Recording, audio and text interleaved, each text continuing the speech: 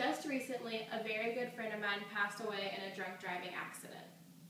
It was later found out that he had been drinking and he was racing down Mandarin Road and he hit a tree going about 80 miles an hour.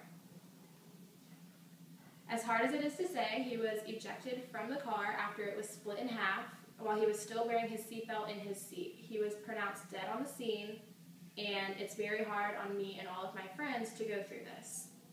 So I'm going to tell you ways to prevent drunk driving, the safety laws about it, and who all's affected. I'm going to start with telling you how it's going to be on yourself if you are the drunk driver. You are going to be risking not only your life, but everyone around you who's on the road. Say you wreck into a car and the other person dies. You become the murderer in that case and you have to go to jail while that person's family sits there and blames you while you're sitting in there. They're going to be very upset with you and themselves for losing their loved one. Say it was the other way around and you get in a car crash and you're the one who dies. Your family is going to be very upset with the fact that nobody stopped you, you are no longer with them anymore, and how much they miss you. It's hard on everybody. You affect everyone when this happens. Just imagine how bad everybody would feel if something happened to you or if you were the cause of somebody else getting murdered. Now let's talk about the laws. Say you get pulled over after a night of drinking. You get a DUI, and that comes along with the suspension of your license, community service, and having to pay a lot of fines back to the state. I know a friend personally from work who got a DUI a year ago and still doesn't have enough money because he was in so much debt from paying all of his fines before to get his license back. You lose your license for 12 months. Do you really want to rely on other people to drive you around for those 12 months?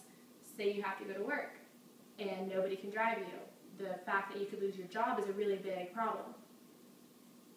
You have to do a lot of community service. This could include going to other schools and telling people about the fact that you made a poor decision and trying to teach them to not do the same thing.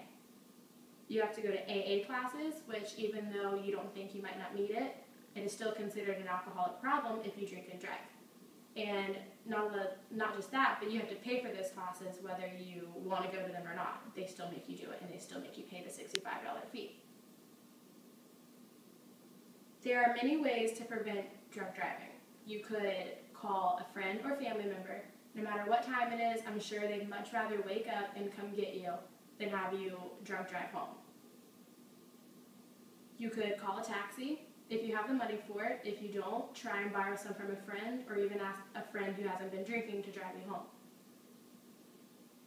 No matter what, they will usually understand. If all else fails, stay where you're at. You can go to sleep, wake up the next morning, and then drive home. To conclude, there are many ways to prevent this from happening. You need to either call somebody to help you, call a taxi, just don't do it and stay the night, because you don't want to hurt your family like it was hurt for us when my friend passed away a couple of days ago. It's very hard on everyone, and I know from firsthand how emotional it can be and how disturbing it can be to the family and all the friends, whether you're close or not. Make sure that if you drink, to just not drive home, don't get in the car, do anything possible to not do it. Thank you.